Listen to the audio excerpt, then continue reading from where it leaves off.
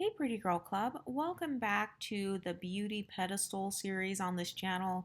That's what I'm calling it because I've been talking about how I have built my own personal beauty pedestal and why you shouldn't be ashamed of being put on a pedestal.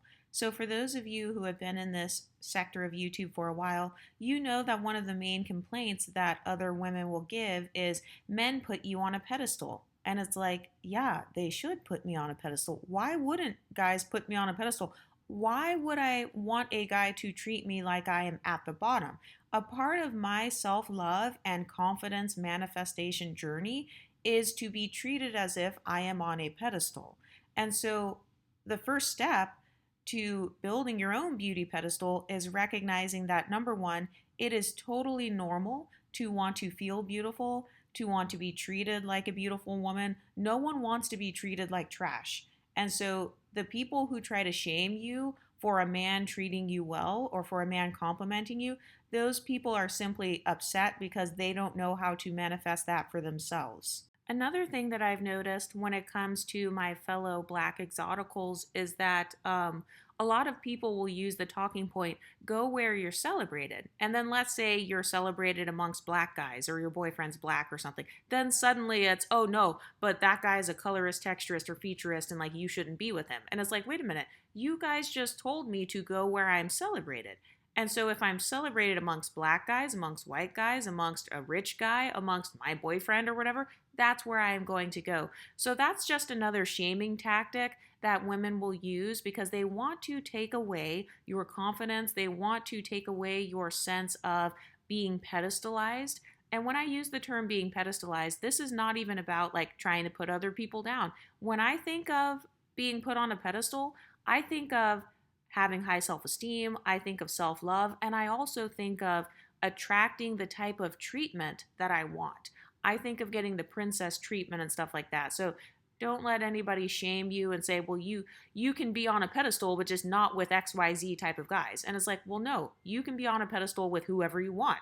If it's a guy, if it's your job, like your workplace, if it's social media, that's another thing that people will try to shame you for. I've noticed a lot of men, they'll try to say, oh, well, you're only posting these selfies so like you can get attention and be put on a pedestal. Once again, they are trying to shame you out of having the pretty girl experience. They don't want you to experience pretty privilege because they don't want you to have the self-esteem and the confidence and the happiness that comes from it.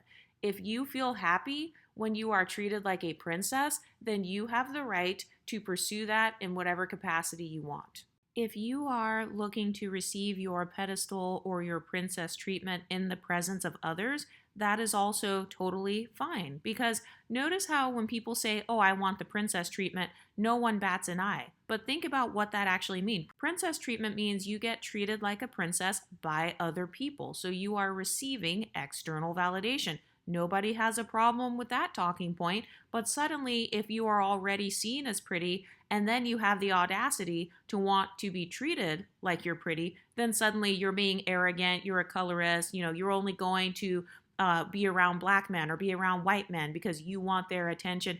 Everybody wants someone's attention. And I'm just using men as an example because I've noticed that this is one of the main areas where people get triggered. It's with men and it's also with social media or kind of like visibility. Because remember, beauty is visibility, visibility is beauty, beauty is a form of social power. And so a lot of people who are insecure, they don't want you to know your power.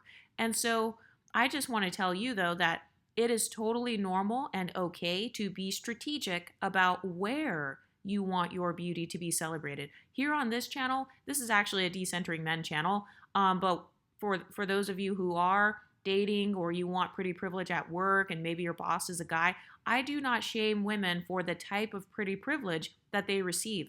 I don't care if you get treated like a princess by Black guys, white guys, Asian guys, Italian, whatever.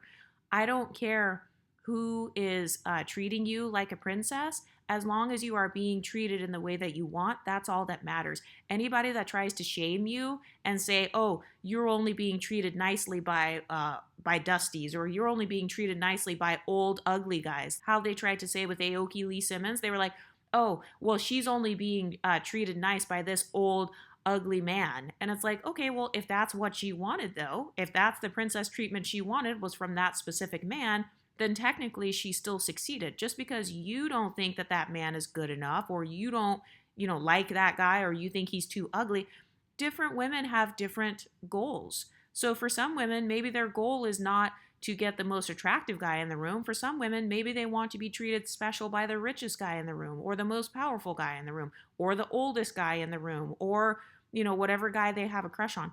That is totally okay. Pretty privilege is not going anywhere. Another thing I forgot to mention is that a lot of women have limiting beliefs about their own beauty. So, for example, if a woman says something like, dark skinned black men don't like dark skinned women, that is actually a limiting belief, because the subliminal message to that is that my dark skin will shut me out of being perceived as beautiful in certain spaces. So that's actually a limiting belief. And so I have noticed that sometimes if you don't have limiting beliefs around your beauty, if you believe that your pretty privilege works everywhere, then people get mad and jealous because they're like, no, it doesn't. Or they'll try to devalue your pretty privilege and say, oh, you're only treated as pretty around old white men, or you're only treated as pretty around black men. And it's like that person is saying that because they have limiting beliefs. They don't believe their pretty privilege works everywhere. They only have one specific place that they want their privilege to work. I've noticed for the most part, it's kind of like with white men, in case you guys haven't noticed. A lot of girls, or with rich men. So I've noticed a lot of women, they put rich men on a pedestal, they put white men on a pedestal. For me personally, I don't put any men on a pedestal, and so I want my beauty pedestal to just work everywhere. I just want to be treated like a princess everywhere. I don't care about the race of the people, or the socioeconomic status. I want to be able to walk around and navigate through society on my pretty girl pedestal wherever I go. So let's get into how I was able to kind of manifest this for myself and what my beliefs were that helped me to manifest this. So the first question you want to ask yourself is, what are my limiting beliefs about beauty? Do I believe that my beauty only works in the hood? Do I believe that I only receive pretty privilege in some spaces and not others? Because the first thing I did was I started to deconstruct any limiting beliefs that I had about my beauty. So for example, I used to have a limiting belief that I am only pretty, or I only get pretty privilege if I'm super skinny. And so then, I would become more insecure anytime I would gain 5 pounds. And so as I began to deconstruct that belief, like, hey, wait a minute, no, I can still be pretty even if I have, a little bit of extra weight right now, or if I'm PMSing or something, I've got some water weight, I can still be pretty even though I'm bloated. I am bloated and cute. So that's an example, though, of a limiting belief. So you want to ask yourself, do I have any limiting beliefs about beauty? Do I believe that I can only be beautiful if I'm under the age of 30?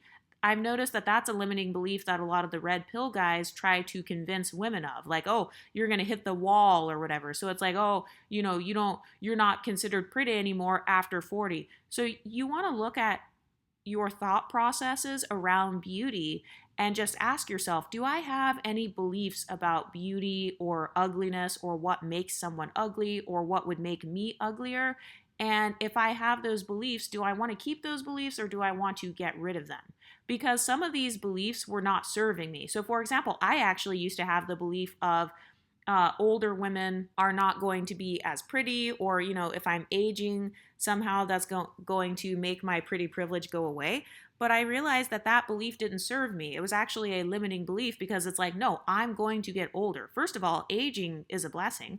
I am 32 and a half years old. I'm excited to get older because I feel privileged at the fact that I even get to be here, and that I get to be alive, and that I'm healthy. And so the whole belief system that aging makes me less beautiful, that was a limiting belief that didn't serve me. So the way that I view like mindset and kind of like manifesting things or building a pedestal for myself, the way that I like to do it is I want to make sure that all of my subconscious beliefs are serving me and helping me. So if I have a belief of my blackness makes me less desirable, and I am black, or I'm visibly black, that doesn't serve me. That belief doesn't serve me. And some of you guys might be thinking, oh, but you're lying to yourself. Society says XYZ. And it's like, okay, that's another limiting belief. I am only as pretty as society says I am. That's a limiting belief. Why the fuck would I believe that shit? Why would I believe some? And also, who is society? Who are you talking about? White people? Just admit that your validation and your self esteem is based off of invisible white people. Like, seriously, white people are not going to walk up to you on the street and say, excuse me, because of your blackness, you are not allowed to have pretty privilege. No, so a lot of people are literally getting insecurities from invisible ass people that don't even exist. Oh, black men don't like dark skin. What black men? Who? Where? Point fingers and name names. Has a black guy ever walked up to you? Like, if you're walking down the street in Atlanta, are the black guys on the street going to walk up to you and say, excuse me, you're not allowed to be pretty because of your skin? So I've noticed that a lot of the insecurities that we have are really based on hypotheticals. So once again, you're kind of catastrophizing and you're assuming, oh, nobody's going to like me. And it's like, who's nobody? Who do you want to like you? Like, what people are you afraid of? When people use all of these general terms like society says this or Hollywood says this, who in Hollywood? Who are you talking about? Are you talking about Steven Spielberg? Are you talking about P. Diddy or Dr. Dre or people who own record labels? Like, who are you talking about? And if you are thinking of someone specific, are you really going to live your whole life based on a specific person?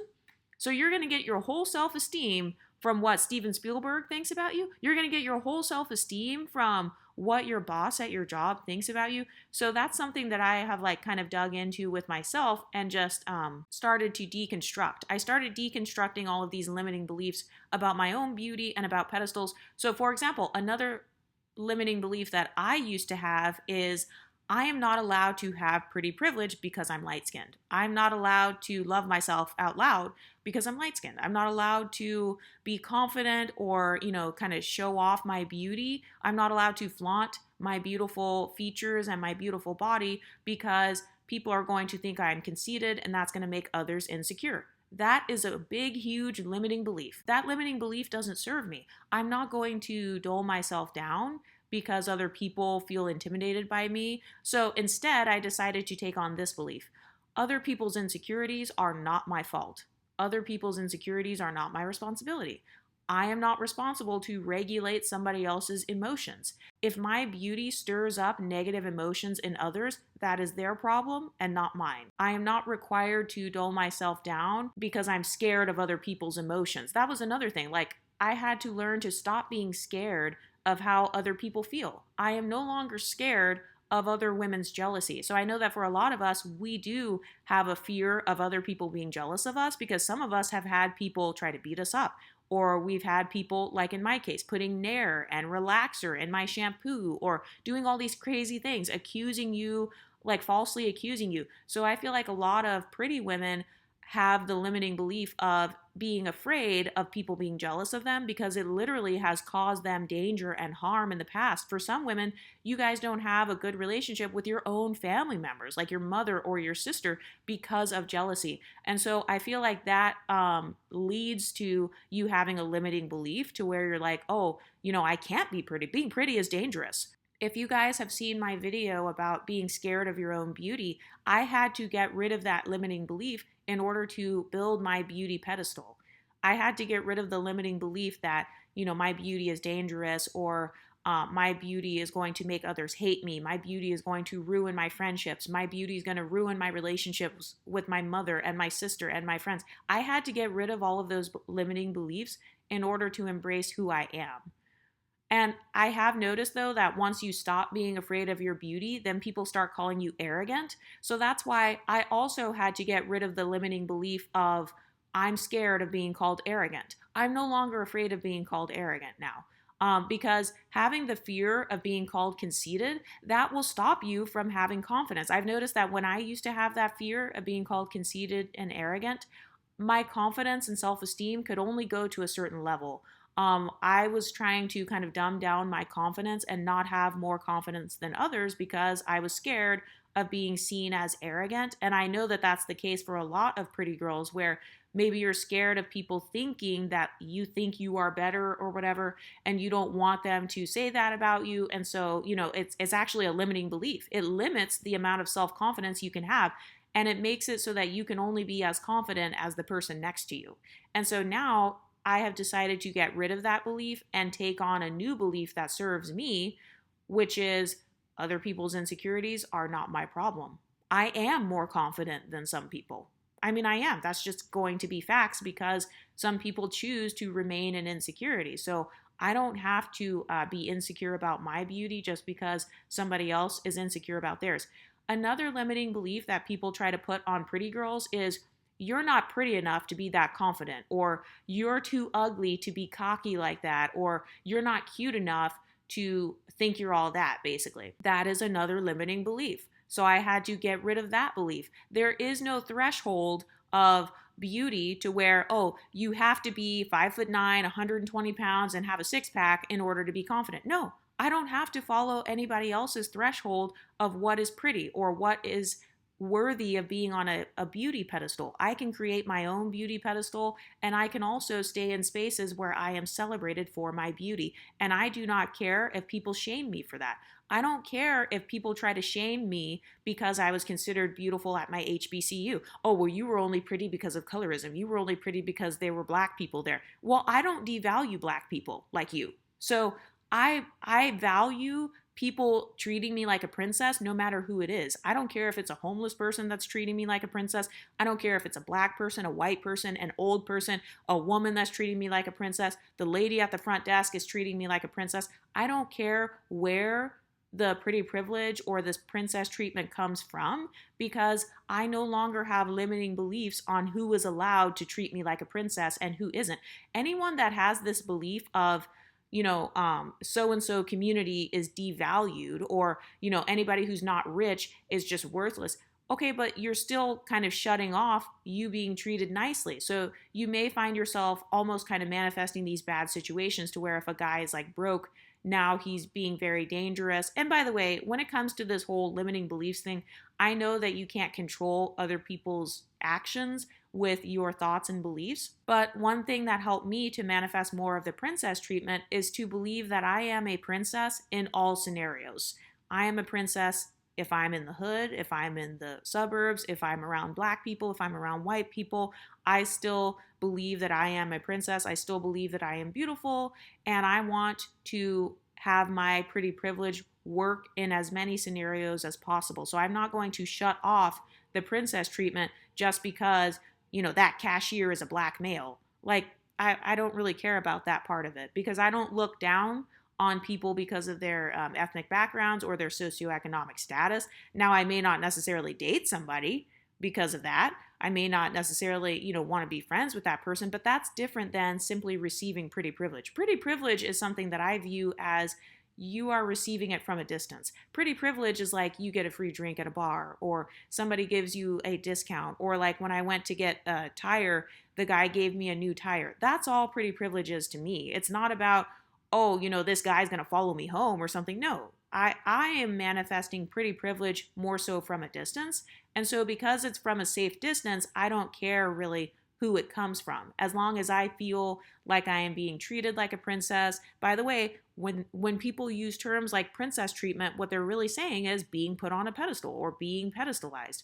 There is nothing wrong with being pedestalized. I stand 10 toes down on it. Oh, by the way, that's another limiting belief that people will try to use on you as a pretty woman. It's like reverse psychology. They want to convince you that being put on a pedestal is bad, but then they themselves will tell each other, oh yeah, let's go where we're celebrated. Let's go where we are seen as exotic. And so, let's go where our blackness is seen as exotic. So let's divest to the white men because they're going to see us as more different and unique. So they're telling you pedestals are bad, shut up, you shouldn't be pedestalized based on your skin tone and phenotype, but then they're going to spaces where they feel pedestalized based on their skin tones and phenotypes. And by the way, they're not wrong. So guess what?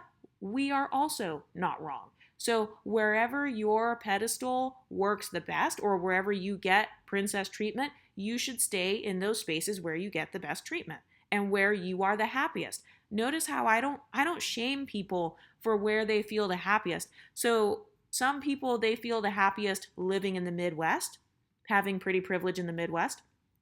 Other people, they feel the most pedestalized on the West Coast, or they feel like their pretty privilege works really well on the West Coast or in Miami or in Canada or in, the Caribbean, that is okay. So I'm not going to allow other people to shame me or to try to control where I can and can't use my pretty privilege. A lot of people get pissed off and they're like, oh, well, Beyonce and Cardi B and all these people, they're dating black men and they're profiting off of the black community because black people are purchasing their music and their concert tickets. Yeah. And they manifested that for themselves. They're going where they're celebrated. So if they're celebrated amongst the black community, that's where they're going to go because that's where they feel the pedestal is for them. And they are not wrong for doing that. They're not wrong for doing that. Everybody in this world wants to be treated like a princess or wants to be treated well. This term pedestal, it's a triggering term because people assume that a pedestal means that other people are below you, or they take it personally like, oh, if you're on a pedestal, it means I'm not. No, a pedestal is just something that you can give to yourself or something that others can give to you. It doesn't mean that like there's only room for one. But once again, people who have a scarcity mindset, they do believe, no, there's only room for one girl to have pretty privilege. So it's between me or you.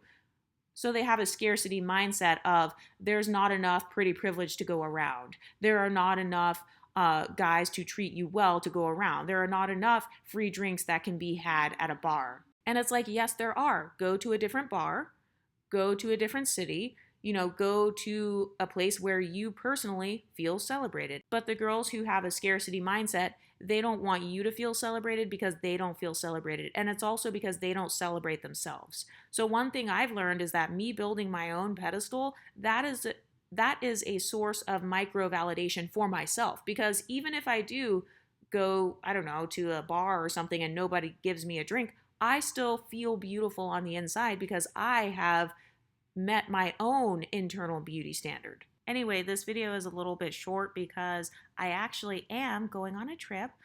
So I'm going on a road trip to Mexico.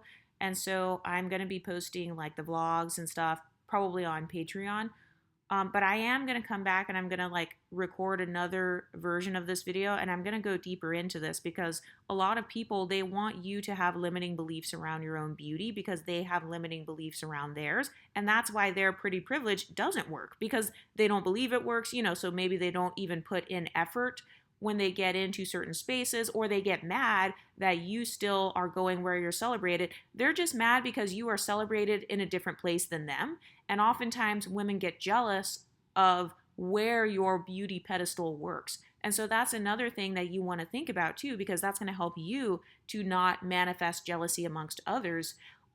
It's by thinking to yourself, where do I want my pretty privilege to work? Where do I want the princess treatment? Do I want it everywhere? Do I want it only amongst a certain crowd? Because I actually feel like some women limit themselves when they say, oh no, I only want to be celebrated by a white guy or by whatever type of guy. The way that I view my pretty privilege and beauty pedestal is no, I want to be treated like a princess in as many places as possible, whether I'm in the hood, whether I'm around men or women or children. I want my pretty privilege to even work with children. And so I don't devalue the opinions of children. Like if a child compliments me, I still take it as a compliment. If a black guy compliments me, I still take it as a compliment. If a white guy compliments me, I still take it as a compliment. I don't view it like, oh, white men have more power to give me more pretty privilege versus these other guys over here. It's like, no, that's kind of presumptuous because if you look at a lot of successful women, such as I can use Beyonce as an example. Beyonce's father is an unambiguous monoracial dark-skinned black man. I know he might have some admixtures or whatever, but he is actually the one who was helping push her to the forefront. And so if Beyonce herself would have said, oh, F you, dad, I don't want to work with you. I don't want to be in this group with you. If she would have said that at 11 years old, like, oh, I devalue anybody who has blackness in them who wants to push me to the forefront because of my beauty or talent or whatever. No, F you, dad. If she would have said that at the very beginning before they did Destiny's Child, she may not even be where she is today. So the way that I like to think of my beauty pedestal is with an abundance mindset. So I can receive pretty privilege and opportunities. I can receive princess treatment and pretty girl opportunities from anyone at any time. I don't care where the pedestal comes from as long as I have it. As long as I am getting what I want in life, as long as I and building my own pedestal and then also receiving princess treatment from as many sources as possible, then that's good. I like to diversify my privileges. I like to diversify my princess treatment. And sometimes the women who are only focusing on, oh, I only want it from a white guy. I mean, that's fine if that's what you want to do or if that's what you like. I don't care. But it does kind of limit you because you're only focusing on one thing or one group of people. And don't even get me started on the people who will use that to their advantage. Anyway, what do you ladies think? Let me know in the comments section and I'll talk to you next time. Stay pretty, ladies.